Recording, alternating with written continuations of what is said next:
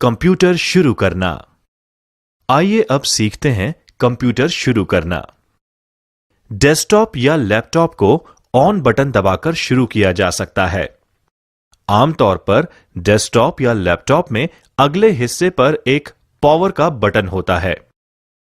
अपने कंप्यूटर को शुरू करने के लिए इन चरणों का पालन करें।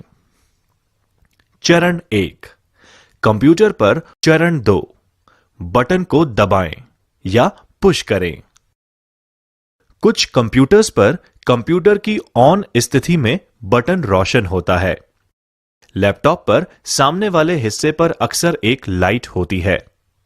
अगर डेस्कटॉप मॉनिटर से जुड़ा होता है तो सुनिश्चित करें कि मॉनिटर चालू है।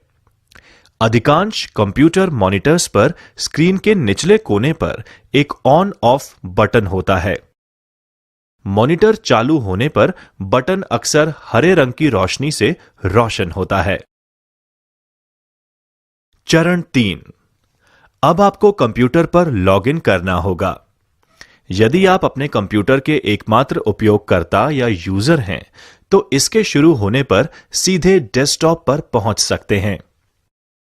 यदि आप किसी सार्वजनिक कंप्यूटर का उपयोग कर रहे हैं, उदाहरण के लिए एक पुस्तकालय या साइबर कैफे में, तो आपको लॉगिन करने के तरीके के बारे में निर्देश दिए जाएंगे। यदि आप अपने कंप्यूटर को अन्य लोगों के साथ साझा कर रहे हैं, तो प्रत्येक उपयोगकर्ता का एक अलग लॉगिन खाता बनाया जाएगा। जब आप कंप्यूटर शुरू करते हैं तो स्क्रीन कुछ इस तरह से दिखाई देगी। जब आप अपने नाम के ऊपर स्थित आइकन पर क्लिक करेंगे तो आपको एक पासवर्ड के लिए कहा जाएगा। स्टार्ट करने से पहले मुख्य उपयोगकर्ता या व्यवस्थापक को आपके लिए इसे सेट करना चाहिए। अपने पासवर्ड को टाइप करें और तीर पर क्लिक करें। कंप्यूटर सिस्टम के प्रमुख घटक। आइए अब हम जानते हैं कंप्यूटर सिस्टम के प्रमुख घटकों के बारे में। कंप्यूटर सिस्टम में कई घटक होते हैं जो कंप्यूटर पर कार्य करने में सहायक होते हैं। कंप्यूटर सिस्टम परिभाषा। कंप्यूटर एक इलेक्ट्रॉनिक डिवाइस है। कंप्यूटर ऐसे उपकरणों से बने होते हैं जो डेटा को इनपुट करते हैं, प्रोसेस करते हैं एवं संग्रहित करते हैं और इच्छित स्वरूप में परिणाम देते हैं। डेटा का मतलब रॉ फैक्ट्स एंड फिगर्स है। डेटा एक इनपुट डिवाइस के माध्यम से, जैसे कि कीबोर्ड सा है, और कंप्यूटर की मेमोरी में संग्रहित किया जाता है। इसके बाद यह दिए गए निर्देशों के सेट के अनुसार कार्य करता है। कंप्यूटर परिणाम को आउटपुट डिवाइस के माध्यम से, जैसे कि मॉनिटर, प्रदर्शित करता है। कंप्यूटर डेटा संसाधित करता है और सूचना का उत्पादन करता है। कंप्यूटर केवल विद्युत संकेतों जैसे कि ऑन और ऑफ को ही समझ सकते हैं, जहां ऑन का मतलब सर्किट ऑन है एवं ऑफ का मतलब सर्किट ऑफ है। आमतौर पर एक कंप्यूटर में processor, main and secondary memory, power supply और सहायक हार्डवेयर को एक धातु के केस में रखा जाता है। इनमें से अधिकांश घटक कंप्यूटर के मुख्य सर्किट बोर्ड से जुड़े होते हैं, जिन्हें मदरबोर्ड कहा जाता है। बिजली की आपूर्ति ज्यादातर घटकों के लिए बिजली आपूर्ति घटक करती है। सभी बाहरी उपकरण जैसे कि कीबोर्ड, मॉनिटर आदि केस के पीछे कनेक्टर्स के माध्यम से जुड़े होते हैं। कंप्यूटर सिस्टम के प्रमुख हार्डवेयर घटक हैं processor, input device, output device, main memory, secondary memory.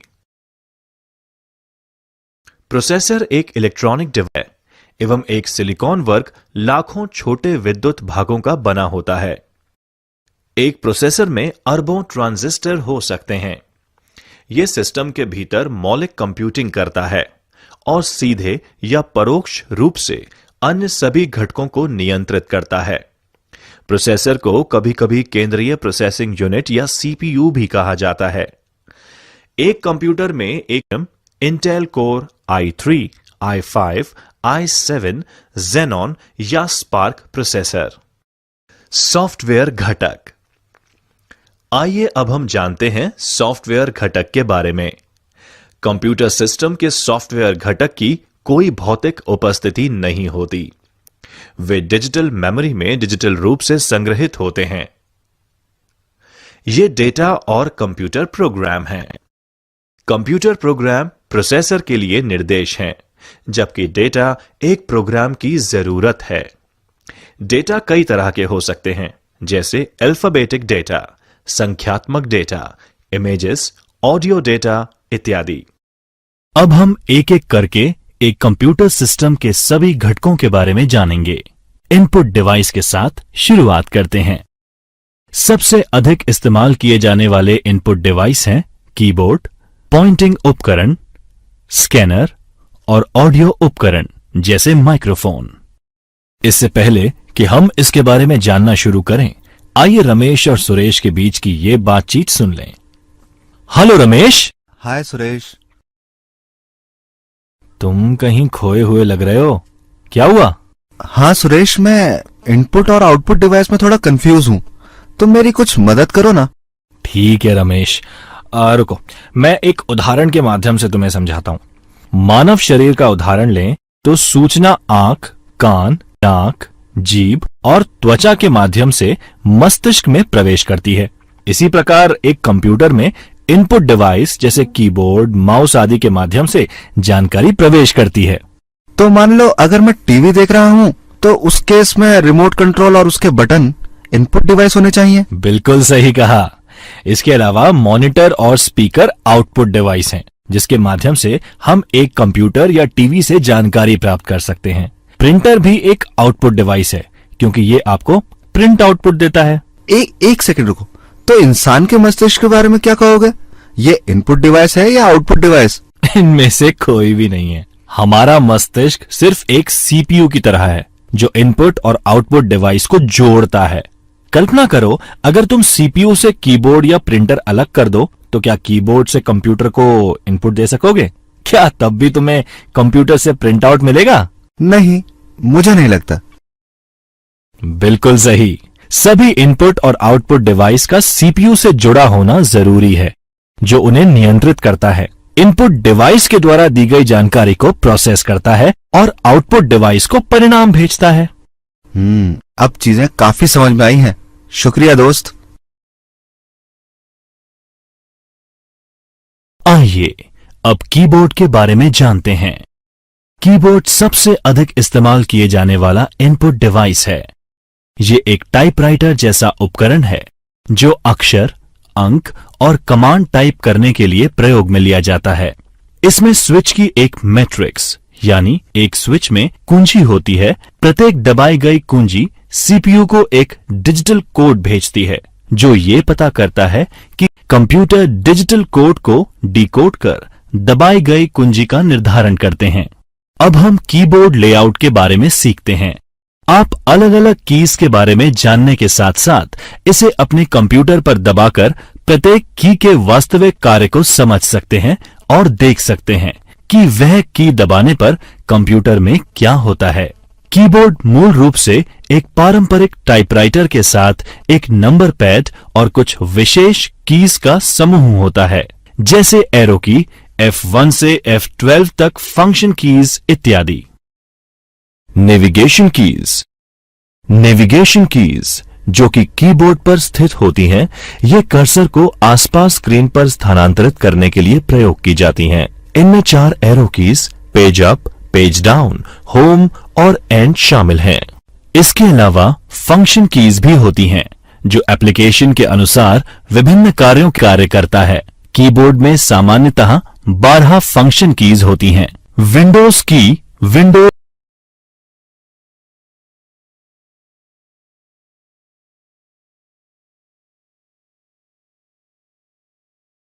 करता है। कीबोर्ड में सामान्यतः 12 फंक्शन कीज होती हैं। विंडोज की विंडोज ऑपरेटिंग सिस्टम का उपयोग करने वाले कंप्यूटर के कीबोर्ड पर एक कुंजी होती है। इस की पर विंडोज लोगो प्रदर्शित होता है। इस की को कंट्रोल और ऑल्ट के बीच रखा गया है और इस पर क्लिक करने पर विंडोज में स्टार्ट मेन्यू प्रदर्शित हो जाता है।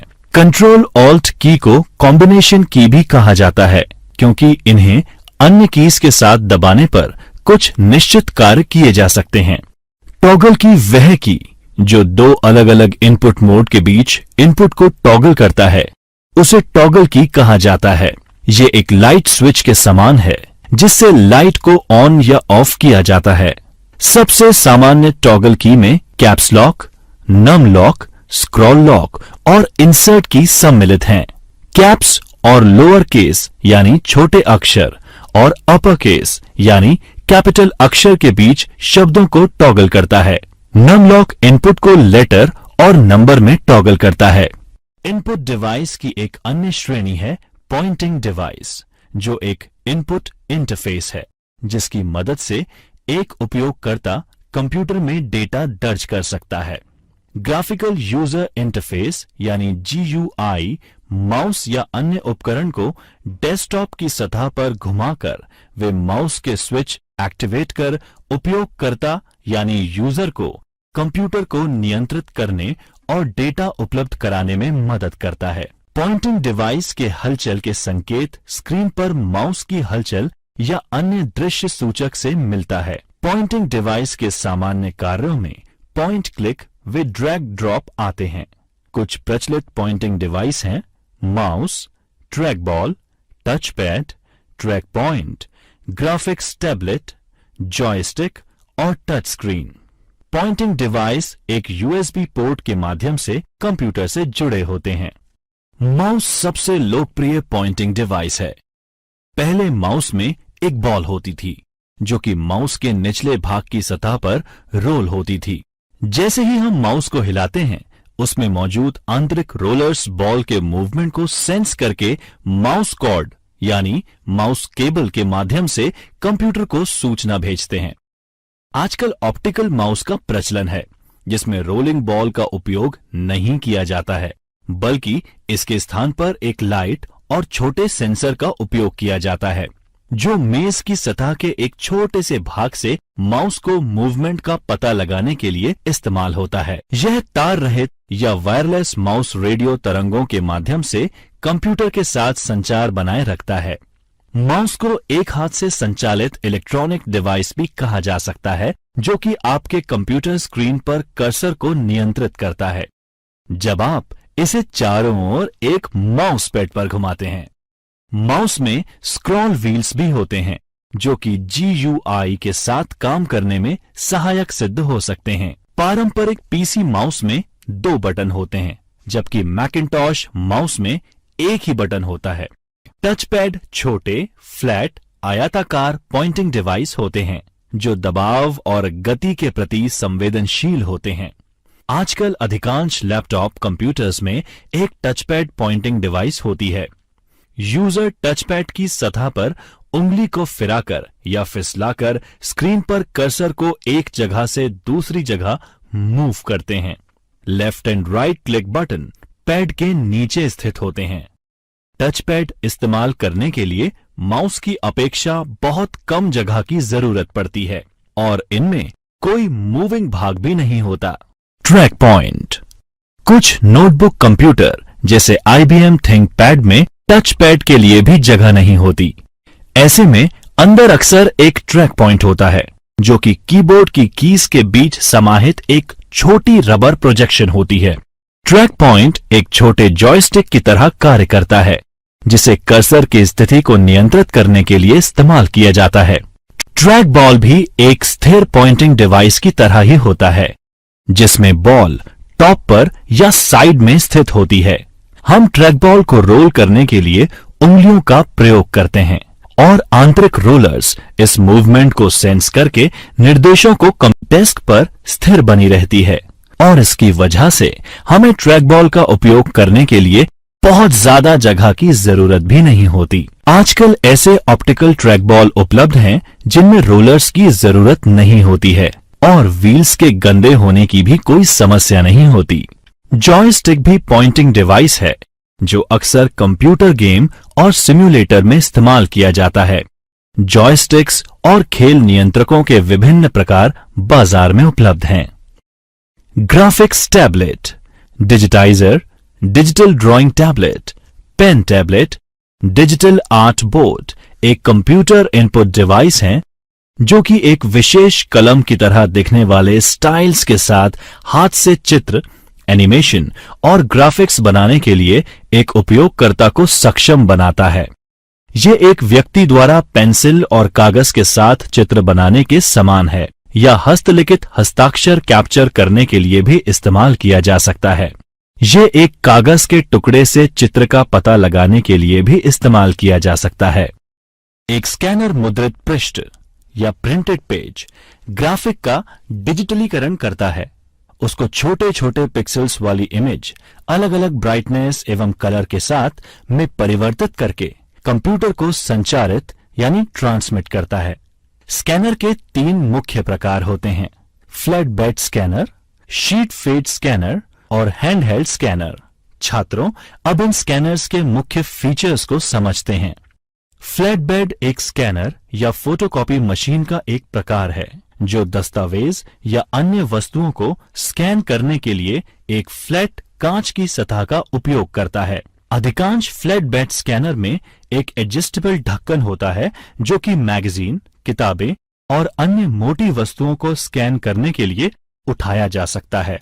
शीट फेड स्कैनर, जिसे एक ऑटोमेटिक दस्तावेज स्कैनर या एडीएफ स्कैनर के रूप में भी जाना जाता है, एक डिजिटल इमेजिंग सिस्टम है जिसे विशेष रूप से पेपर के अलग अलग शीट को स्कैन करने के लिए बनाया गया है।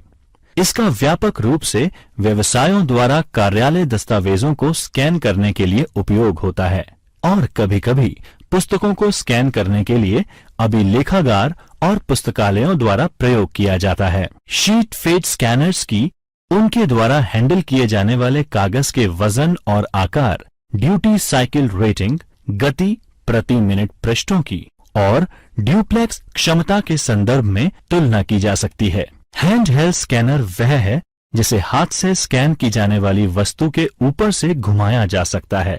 हैंडहेल्ड स्कैनर समकक्ष डेस्कटॉप स्कैनर की तुलना में छोटे और कम महंगे होते हैं, लेकिन आंशिक रूप से उपयोगकर्ता की निपुणता पर निर्भर करते हैं जो स्कैनर को कागज के ऊपर से घुमाते हैं।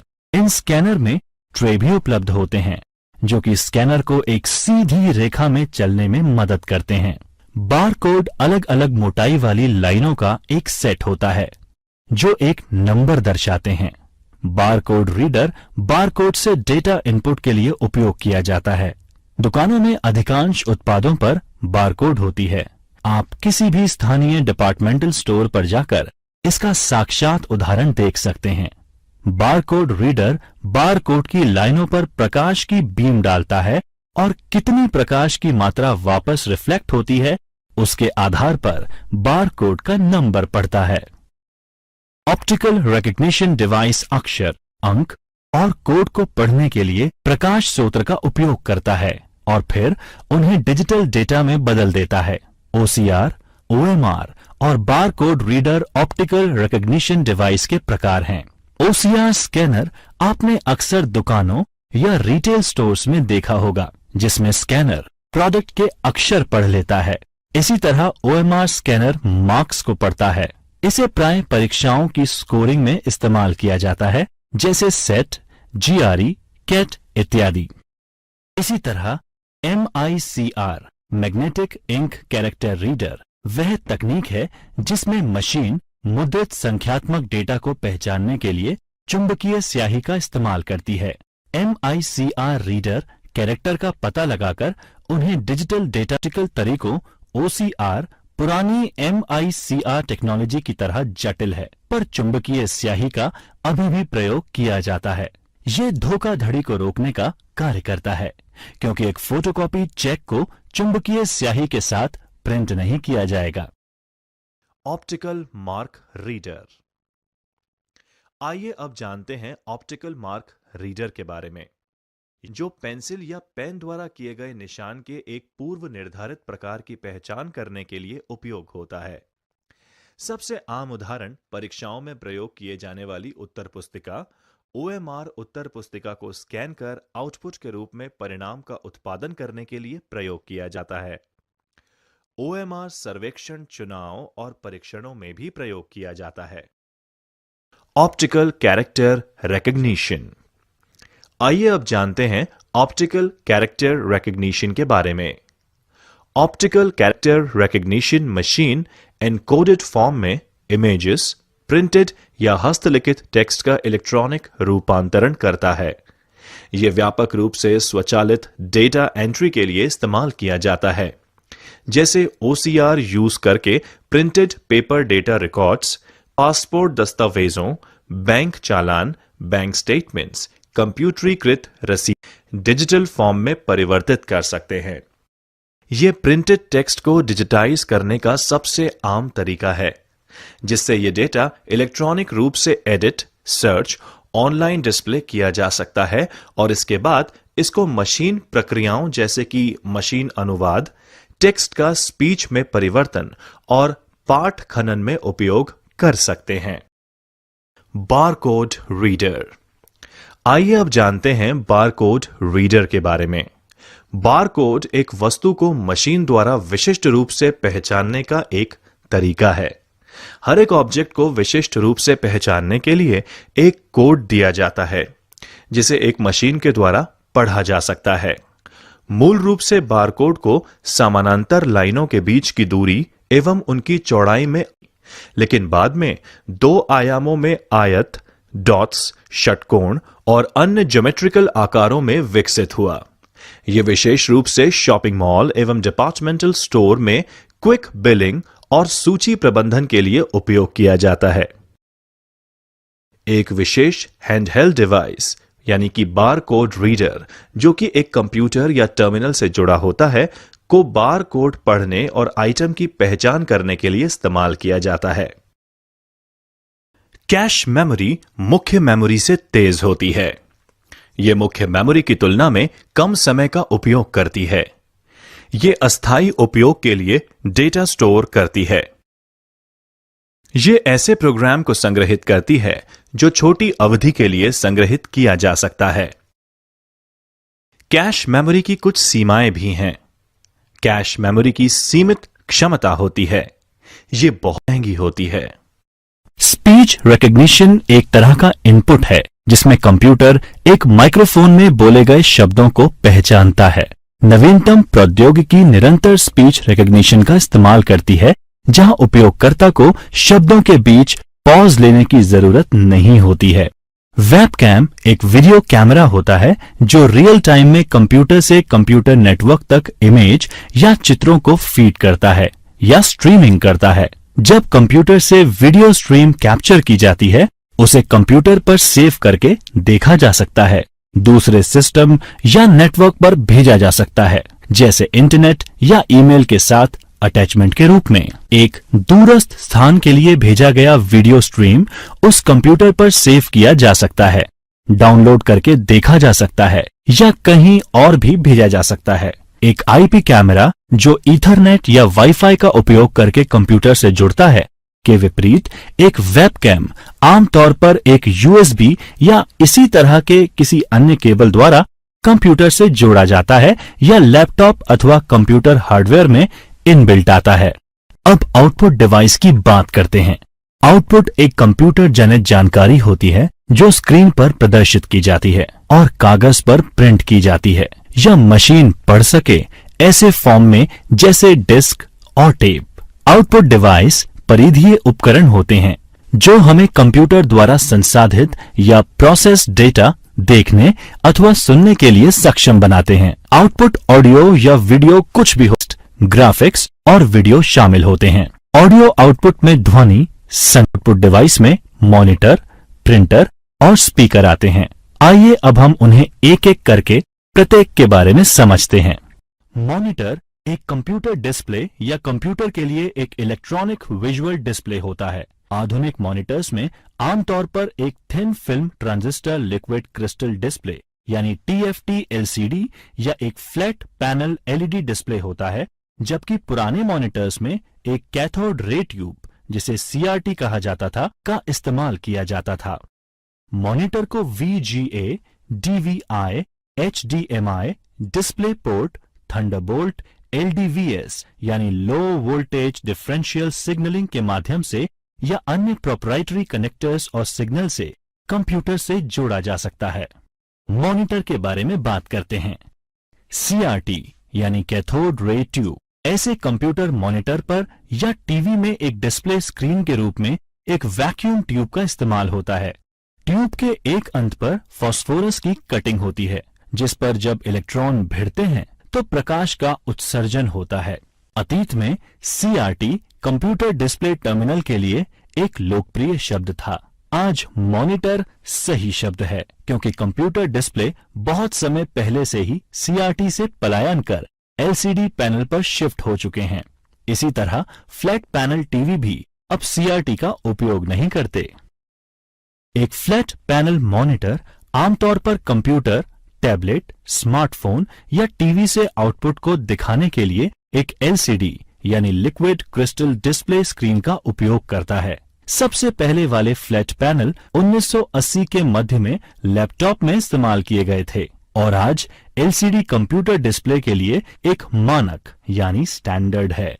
टीवी देखने के लिए LCD, LED, OLED तकनीक प्रतिस्पर्धा कर रहे हैं और अब प्लाज्मा टीवी नहीं बनाए जाते।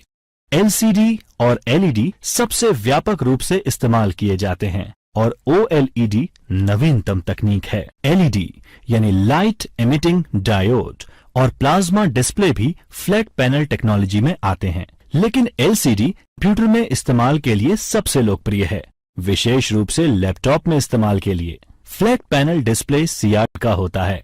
नवीनतम LCD स्क्रीन पारदर्शी थिन फिल्म जिससे तस्वीर की गुणवत्ता और देखने के एंगल में बहुत सुधार हो रहा है। LED monitor light emitting diode का इस्तेमाल करता है। मॉनिटर में एक प्रदर्शन बूस्टर के रूप में कार्य करता है। असल में LED मॉनिटर एक LCD मॉनिटर ही होता है, जिसमें LED बैकलाइट का इस्तेमाल कर LCD पैनल को रोशनी प्रदान की जाती है। रेजोल्यूशन एक डिस्प्ले स्क्रीन पर हॉरिजॉन्टल और वर्टिकल पिक्सल की संख्या होती है। जितने अधिक पिक्सल उतना अधिक बिना स्क्रॉल के जानकारी डिस्प्ले होती है। उदाहरण के लिए स्क्रीन रेजोल्यूशन 1600-1200 का मतलब 1600 हॉरिजॉन्टल और 1200 वर्टिकल पिक्सल होना है। रेजोल्यूशन को प्रति इंच पिक्सल के एक मैट्रिक्स के रूप में परिभाषित किया जा सकता है। 1920-1200 के स्क्रीन रेजोल्यूशन में 1200 हॉरिजॉन्टल लाइन होती हैं, जिसमें प्रत्येक में 1920 पिक्सल हैं, जो ऊपर से नीचे तक वर्टिकल चलती हैं। अधिकांश समय एक तीसरी संख्या भी रंगों को नामित करने के लिए रेजोल्यूशन में जोड़ी जाती है। उदाहरण के लिए 1920-1264 के 64,000 रंगों की एक सेटिंग दर्शाता है। हालांकि तीसरा नंबर रिफ्रेश दर भी हो सकती है।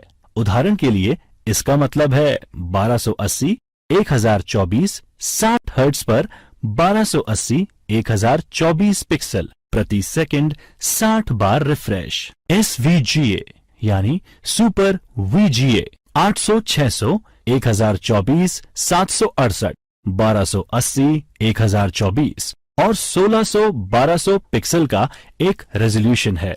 1980 के दशक में VESA ने IBM के VGA डिस्प्ले स्टैंडर्ड को 640, 480 से बढ़ाकर 800, 600 किया और इसे सुपर VGA नाम दिया गया। XGA यानी एक्सटेंडेड ग्राफिक्स एरे 1990 में IBM द्वारा शुरू किया गया। 1024, 768 पिक्सल वाला एक इंटेलेस स्क्रीन रेजोल्यूशन है।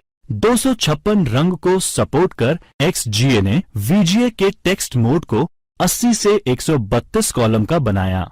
XGA बाद में बिना इंटरलेस के और 64 के रंग के रेजोल्यूशन में सुधारा गया। इन वर्षों में विक्रेताओं ने कई रेजोल्यूशन जोड़े, जो कि पिक्सल की कुल संख्या का अंश या उसके मल्टीपल्स में था।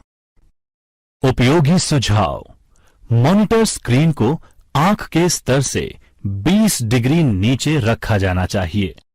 स्क्रीन नियमित रूप से साफ करें और अपनी आंखें हर 5 सेकंड में झपकाएं। प्रिंटर वह डिवाइस है जो कि कंप्यूटर आउटपुट को प्रिंट में परिवर्तित करता है। प्रिंटर एक स्थायी पठनीय प्रारूप में जानकारी देते हैं, जिसे हार्ड कॉपी भी कहा जाता है। आमतौर पर आउटपुट एक कागज पर छपता है। प्रिंटर आउटपुट की गुणवत्ता DPI या मापा जाता है। प्रिंटर को मोटे तौर पर इम्पैक्ट और नॉन इम्पैक्ट प्रिंटर में वर्गीकृत किया जा सकता है। इम्पैक्ट प्रिंटर वह प्रिंटर है जो ऐसा प्रिंटिंग तरीका इस्तेमाल करता है जिसमें वह कैरेक्टर की छवि या चित्र को रिबन में और कागज पर स्ट्रोक के माध्यम से प्रिंट करता है। इम्पैक्ट प्रिंटर दो प्रकार के होते हैं, कैरेक्टर प्रिंटर और लाइन प्रिंटर। कैरेक्टर प्रिंटर आमतौर पर एक समय में एक कैरेक्टर को प्रिंट करते हैं। डॉट मैट्रिक्स प्रिंटर में प्रिंट हेड में छोटे इलेक्ट्रोमैग्नेटिक सक्रिय पिन होते हैं और एक स्याही वाला रिबन होता है जो इम्पैक्ट से छवियों को प्रिंट करता है। ये प्रिंटर काफी शोर करते हैं और अपेक्षाकृत धीमी गति से कार्य करते हैं। ये बड़े बिजनेस कारोबार में इस्तेमाल होते हैं जहां लगातार 80 कॉलम और 132 कॉलम की स्टेशनरी पर प्रिंटिंग होती रहती है। उदाहरण के लिए 9 pin head draft quality text बनाते हैं, जबकि 24 पिन हेड टाइपराइटर की गुणवत्ता का आउटपुट निकालते हैं। गति 200 से 400 कैरेक्टर प्रति सेकंड यानी CPS तक होती है, जो लगभग 90 से 180 लाइनें प्रति मिनट यानी लाइन मैट्रिक्स प्रिंटर एक समय में एक पूरी लाइन प्रिंट करते हैं। परंपरागत रूप से लाइन प्रिंटर चॉन प्रिंटर और ड्रम प्रिंटर के रूप में होते थे। प्रिंटर के ये प्रकार एक प्रिंट हेड का इस्तेमाल करते हैं जिसमें पिन होती है जो इलेक्ट्रोमैग्नेटिक तंत्र द्वारा प्रिंटर हेड और पेपर के बीच रखे रिबन पर स्ट्राइक करती है, जहां आउटपुट प्रिंट होता है। उनकी गति प्रिंटिंग प्रॉपर्टीज के प्रकार पर निर्भर करती है और प्रति मिनट 200 से 2000 लाइनों तक होती है। प्रिंटर की एक अन्य श्रेणी नॉन इम्पैक्ट प्रिंटर है, जिसमें कागज पर एक रिबन पीटने के बिना ही प्रिंट होता है। लेजर, LED, इंकजेट, ठोस स्याही, थर्मल वैक्स हस्तांतरण और dye sublimation printer non impact printer का उदाहरण है। नॉन इम्पैक्ट प्रिंटर आमतौर पर इम्पैक्ट प्रिंटर से तेज कार्य करते हैं और बहुत कम आवाज करते हैं। लोकप्रिय नॉन इम्पैक्ट प्रिंटर में inkjet printer, laser printer, thermal printer और प्लॉटर हैं। Low end inkjet 3 ink colour cyan, magenta और पीले का उपयोग करते हैं, लेकिन एक काले रंग का कंपोजिट निकालते हैं जो कि अक्सर गंदा होता है। 4 रंग वाले इंकजेट CMYK शुद्ध काले रंग की प्रिंटिंग के लिए काली स्याही का उपयोग करते हैं। घर पर उपयोग के लिए सबसे आम प्रकार का प्रिंटर कलर इंकजेट प्रिंटर है। ये प्रिंटर प्रिंट सिरे से स्याही की छोटी बूंदों का छिड़काव कर पेज की छवि बनाते हैं। प्रिंटर को कलर इमेज प्रिंट करने के लिए स्याही के कई रंगों की जरूरत पड़ती है। ये प्रिंटर अपेक्षाकृत सस्ते होते हैं, लेकिन कंज्यूमेबल वस्तुओं की लागत लंबे समय में संचालन को महंगा बनाता है। आज लगभग सभी इंकजेट प्रिंटर कलर आउटपुट निकाल सकते हैं। एक लेजर प्रिंटर कार्यालय और व्यावसायिक प्रयोजनों के लिए अच्छी गुणवत्ता की छवियां बनाता है। एक फोटो सेंसिटिव मटेरियल द्वारा कोटेड ड्रम को चार्ज किया जाता है और फिर छवि एक लेजर या LED द्वारा इस पर छापी जाती है। उसके बाद ड्रम टोनर के अंदर रोल करता है। टोनर कागज पर जमा किया जाता है और फिर गर्मी से कागज में जोड़ा जाता है। अधिकांश लेजर प्रिंटर मोनोक्रोम यानी केवल एक रंग काला होते हैं, लेकिन महंगे लेजर प्रिंटर जिसमें कई रंग के टोनर कार्ट्रिज होते हैं मल्टी कलर आउटपुट प्रिंट कर सकते हैं। ये प्रिंटर इंकजेट प्रिंटर से अधिक तेजी से कार्य करते हैं। उनकी गति पेज प्रति मिनट यानी PPM में मापी जाती है। डायरेक्ट थर्मल प्रिंटर एक मध्यम से कम रेजोल्यूशन वाला प्रिंटर होता है जिसमें कोटेड पेपर इस्तेमाल होता है जो गर्मी लगने पर डार्क हो जाता है। कागज को हीटिंग तत्वों की एक पंक्ति से पास किया जाता है जो कागज को जलाकर डॉट्स बना देते हैं। ये आमतौर पर बारकोड प्रिंटर और अन्य स्पेशलिटी प्रिंटर जैसे ATM से स्लिप प्रिंट करने के लिए इस्तेमाल किया जाता है। ये व्यापक रूप से पुरानी फैक्स मशीन में भी इस्तेमाल किया जाता था। प्रिंटिंग लागत अधिक होने के कारण इसे केवल पेशेवर डिजाइन के काम के लिए इस्तेमाल किया जाता है। प्लॉटर उच्च गुणवत्ता वाले वेक्टर ग्राफिक्स यानी engineering, drawing, building plan, circuit diagram आदि कंप्यूटर के नियंत्रण में प्रिंट करने के लिए उपयोग किया जाता है। वे इंक पेन या इंक जेट का उपयोग ग्राफिक्स या चित्र बनाने के लिए करते हैं। आमतौर पर इनमें ड्रम प्लॉटर और फ्लैट बेड प्लॉटर होते हैं। ये काले और सफेद या कलर में प्रिंट फीट चौड़े कागज पर भी प्रिंट कर सकते हैं। क्या आप जानते हैं पोर्ट्रेट ओरिएंटेशन में एक प्रिंटआउट की लंबाई ज्यादा होती है, जिसमें जानकारी कागज के कम चौड़ाई वाले भाग में छपती है। इसके विपरीत लैंडस्केप प्रिंटआउट की चौड़ाई ज्यादा होती है, जानकारी कागज के ज्यादा चौड़े हिस्से पे छपती है। स्पीकर भी आउटपुट डिवाइस है जो एनालॉग ऑडियो सिग्नल्स को सुनने लायक बनाने के लिए उसे हवा कंपन में बदलते हैं। जब सीआरटी मॉनिटर स्टैंडर्ड थे, तब कंप्यूटर के लिए डिजाइन किया गया स्पीकर सीआरटी के चुंबकीय तार के साथ चुंबकीय हस्तक्षेप से बचने के लिए शील्ड किया जाता था। स्पीकर मल्टीमीडिया कंप्यूटर का एक हिस्सा होता है। स्पीकर में एम्पलीफायर होते हैं जो ध्वनि उत्पन्न करने के कंपन करते हैं और ऑडियो आउटपुट देते हैं। प्रोजेक्टर एक उपकरण है जो कि एक सफेद या चांदी के कपड़े या स्क्रीन पर, जैसे दीवार, छत या अन्य स्क्रीन, इस पर कंप्यूटर आउटपुट प्रोजेक्ट करता है। यह व्यापक रूप से शिक्षा और स्लाइड प्रेजेंटेशन के लिए उपयोग किया जाता है। प्रोजेक्टर मुख्य रूप से फिल्में प्रदर्शित करने के लिए तैयार किए गए हैं। लोगों की एक बड़ी संख्या को कंप्यूटर आउटपुट दिखाने के लिए मल्टीमीडिया प्रोजेक्टर का इस्तेमाल किया जाता है। ये प्रेजेंटेशन दिखाने और कॉर्पोरेट बैठकों के लिए कक्षाओं और ऑडिटोरियम में प्रयोग किया जाता है। कुछ ऐसे उपकरण भी हैं जो इनपुट और आउटपुट दोनों के लिए इस्तेमाल किए जाने की क्षमता रखते हैं। लोकप्रिय इनपुट आउटपुट डिवाइस हैं फैक्स मशीन, मल्टीफंक्शन उपकरणों यानी MFD, touch screen display, digital कैमरे इत्यादि।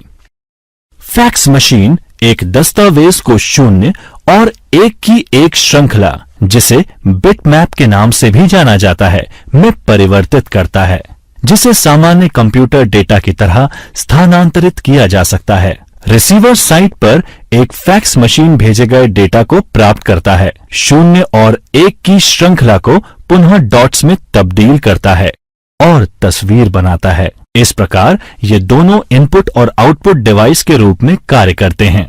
मल्टीफंक्शन डिवाइस बहुत सारे कार्य करने की क्षमता रखते हैं, जो कि उसके बिना अलग अलग परिधीय उपकरणों के द्वारा करने पड़ते हैं। एक मल्टीफंक्शन डिवाइस में एक प्रिंटर, एक स्कैनर और एक फोटोकॉपी में से एक न्यूनतम 2 परिधीय उपकरण होते हैं। एक मल्टीफंक्शन प्रिंटर है।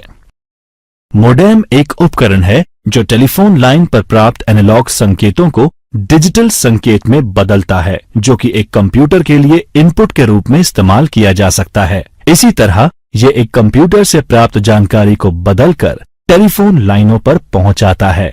आप मोडेम के बारे में अधिक इंटरनेट सीखते टाइम जानेंगे। एक कंप्यूटर मेमोरी एक मानव मस्तिष्क की तरह ही होती है। ये डेटा और जानकारी स्टोर करने के लिए प्रयोग की जाती है। कंप्यूटर मेमोरी एक स्टोरेज जगह है जहां प्रोसेस करने के लिए डेटा और निर्देशों को रखा जाता है। मेमोरी मुख्य रूप से 3 प्रकार की होती है: primary memory, main memory, secondary memory और कैचे मेमोरी। कैचे मेमोरी, जिसे सीपीयू कैचे भी कहा जाता है, एक मेमोरी बैंक है जो मुख्य स्मृति और प्रोसेसर के बीच ब्रिज का काम करता है। कैचे मेमोरी एक बहुत ही उच्च गति वाली सेमीकंडक्टर मेमोरी है जो सीपीयू और मुख्य मेमोरी में तेजी ला सकती है। ये डेटा और प्रोग्राम के उन हिस्सों को स्टोर रखती है जो अक्सर सीपीयू द्वारा उपयोग में लिया जाता है। डेटा और प्रोग्राम द्वारा डिस्क से कैचे मेमोरी में ट्रांसमिट होते हैं, जहां से सीपीयू उन तक पहुंच सकते हैं।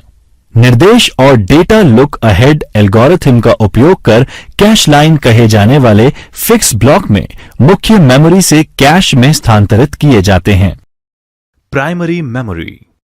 आइए अब जानते हैं कंप्यूटर की प्राइमरी मेमोरी के बारे में। प्राइमरी मेमोरी केवल उन डेटा और निर्देश को जमा करके रखती है जिस पर वर्तमान में कंप्यूटर काम कर रहा है। जब बिजली बंद हो जाती है, तब यह मेमोरी डेटा खो देती है। आमतौर पर यह मेमोरी अर्धचालक उपकरणों से बनी होती है। इसका मतलब सिलिकॉन आधारित ट्रांजिस्टर, रैम और रोम मुख्य मेमोरी के दो उदाहरण हैं। रैम परिवर्तनशील मेमोरी है।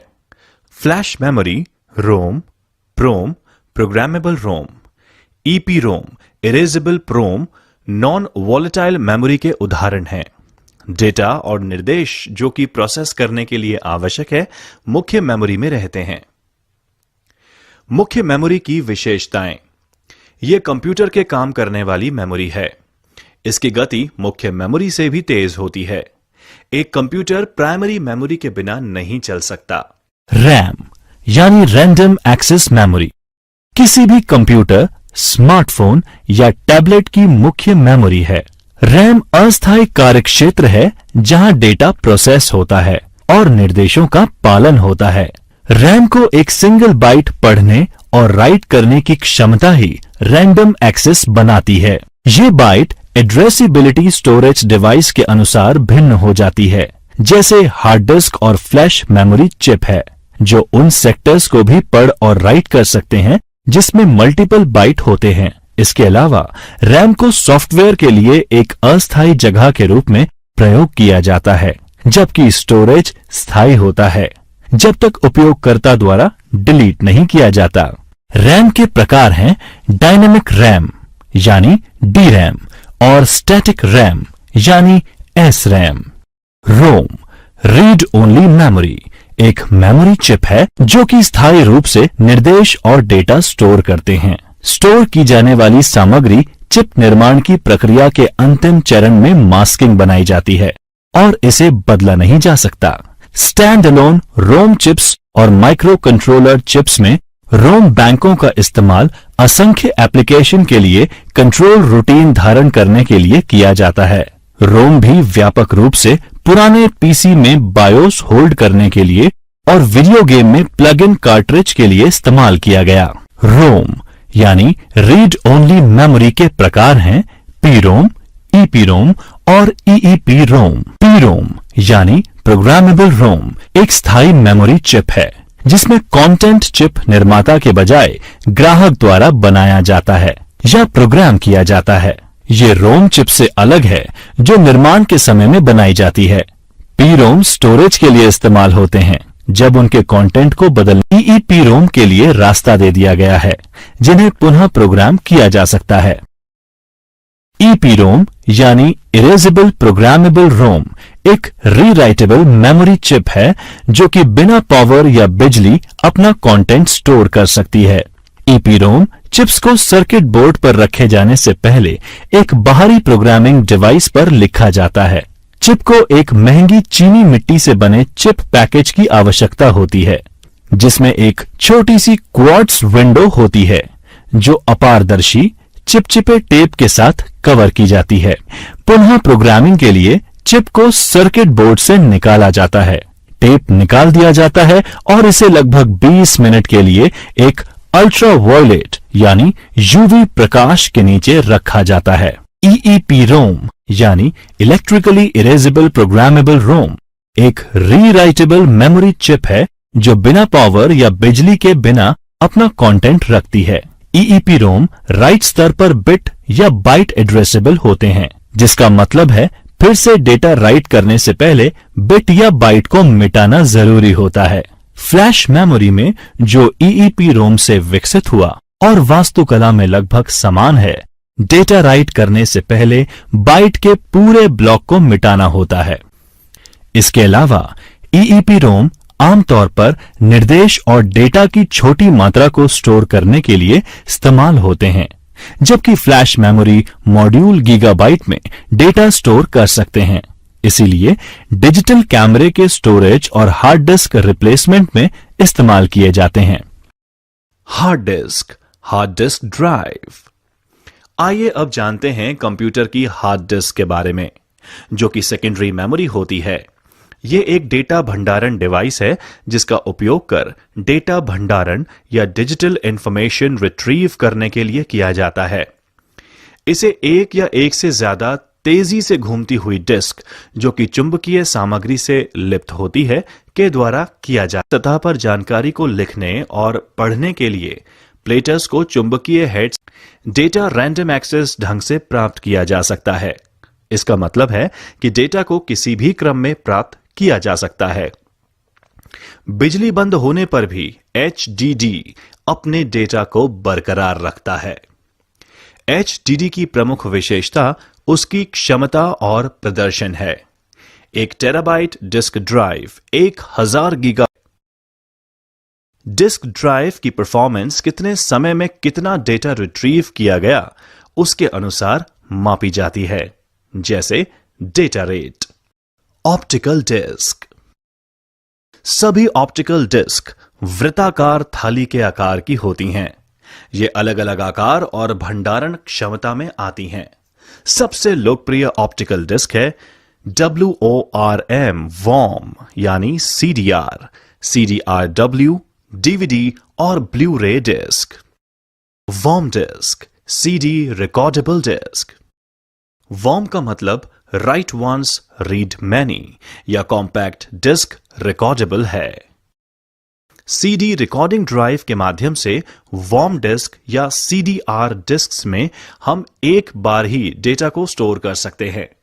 इन डिस्क में डेटा को पढ़ने के लिए लेजर बीम तथा डिस्क की सतह पर गड्ढे बनाकर लिखा जाता है।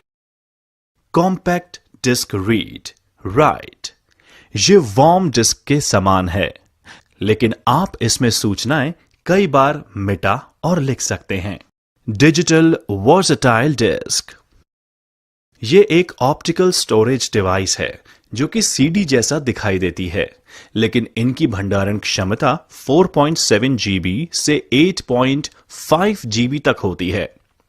DVD को एकल परत डिस्क या डबल परत डिस्क के रूप में वर्गीकृत किया जा सकता है। यह अधिकतर उच्च गुणवत्ता वाली फिल्मों और ऑडियो फाइल्स के भंडारण के लिए ब्लू रे डिस्क। ये भविष्य में मौजूदा DVD की जगह ले सकती है। ये डिस्क भी अतिरिक्त क्षमता, उच्च घनत्व डेटा स्टोर करने के साथ रिकॉर्डिंग के लिए लेजर बीम का उपयोग करती है। इसकी भंडारण क्षमता 50 GB से 500 GB है। Pen drive, flash memory. ये एक छोटा सा पोर्टेबल डिवाइस जो USB पोर्ट के माध्यम से एक कंप्यूटर से जुड़ सकता है। यहां तक कि जब यह कंप्यूटर से जुड़ा नहीं होता तब भी डेटा को संग्रहित रख सकता है। यह आसानी से डिस्कनेक्ट हो जाता है और सुरक्षित रूप से कहीं पर भी ले जाया जा सकता है। Smart media card. यह इन दिनों डिजिटल कैमरे के इस्तेमाल में सबसे लोकप्रिय है और एक पोर्टेबल क्रेडिट कार्ड की तरह है। Secure digital card. यह दूसरी पीढ़ी मल्टीमीडिया कार्ड है। इसमें डेटा को लॉक और रक्षा करने की क्षमता है। इसके 2 संस्करण हैं। Mini SD card. यह स्मार्टफोन में डेटा भंडारण की आवश्यकता को पूरा करता है। Micro SD card. यह मिनी SD मेमोरी कार्ड से छोटा होता है तथा उसकी सभी विशेषताएं उसमें उपलब्ध होती हैं। विंडोज 10 में कंप्यूटर सिस्टम कॉन्फ़िगरेशन की जांच करना। आइए सीखते हैं विंडोज 10 में कंप्यूटर सिस्टम कॉन्फ़िगरेशन की जांच करना। विंडोज 10 में कंप्यूटर सिस्टम की जानकारी जैसे ऑपरेटिंग सिस्टम, प्रोसेसर विवरण, रैम और अन्य विशिष्टताओं को कई तरीकों से देखा जा सकता है। सेटिंग का उपयोग करना। आइए सीखते हैं सेटिंग्स का उपयोग करना। कंप्यूटर की मूल प्रणाली जानकारी देखने के लिए सेटिंग्स पर क्लिक करें और इसके बाद सिस्टम में अबाउट पर क्लिक करें। इस सेटिंग पेज में विंडोज 10 का सटीक संस्करण और बिल्ड संख्या मिल जाएगी, जो हर बार माइक्रोसॉफ्ट द्वारा एक क्यूमुलेटिव अपडेट या सुविधा अपडेट जैसे विंडोज की 10वीं वर्षगांठ अपडेट। सेटिंग्स में सिस्टम का प्रकार, सटीक प्रोसेसर और मेमोरी भी देख सकते हैं। सिस्टम सूचना का उपयोग करना। आइए सीखते हैं सिस्टम सूचना का उपयोग करना। सिस्टम इंफॉर्मेशन सबसे अच्छे टूल्स में से एक है, जिसका उपयोग कंप्यूटर की संपूर्ण प्रणाली विशिष्टताओं को देखने के लिए किया जा सकता है। सिस्टम इंफॉर्मेशन खोलने के लिए यह करें।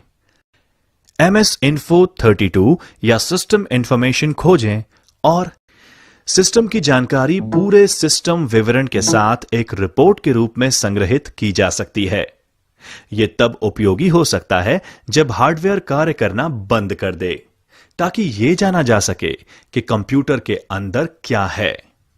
एक रिपोर्ट बनाने के लिए निम्नलिखित कार्य करें। सिस्टम इंफॉर्मेशन खोलें। वह जानकारी चुनें जिसे आप निर्यात करना चाहते हैं। उदाहरण के लिए, यदि सिस्टम समरी का चयन करते हैं तो सिस्टम की जानकारी के हर हिस्से को निर्यात कर सकते हैं। हालांकि यदि केवल कंप्यूटर के ग्राफिक कार्ड विवरणों को निर्यात करना चाहते हैं तो केवल डिस्प्ले का चयन कर सकते हैं। फाइल पर क्लिक करें, एक्सपोर्ट पर क्लिक करें। फाइल को सेव करने के लिए स्थान को ब्राउज करें, एक वर्णनात्मक नाम दर्ज करें और कार्य को पूरा करने के लिए सेव पर क्लिक करें। रिपोर्ट एक टेक्स्ट फाइल फोन पर भी। कमांड प्रॉम्प्ट का उपयोग करना। आइए सीखते हैं कमांड प्रॉम्प्ट का उपयोग करना। कमांड प्रॉम्प्ट का उपयोग करने के लिए निम्न चरणों का पालन करें। स्टार्ट मेन्यू खोलें और कमांड प्रॉम्प्ट की खोज करें। कमांड प्रॉम्प्ट पर राइट क्लिक करें और एडमिनिस्ट्रेटर के रूप में रन चुनें। सिस्टम इन्फो कमांड टाइप करें और एंटर दबाएं। जब ऊपर दी गई कमांड रन होती है तो हार्डवेयर और ऑपरेटिंग सिस्टम के बारे में विस्तृत जानकारी मिलती है, जिसमें विंडोज और उसके अपडेट की जानकारी, मेमोरी और नेटवर्क अडेप्टर का विवरण और अन्य जानकारी शामिल होती है।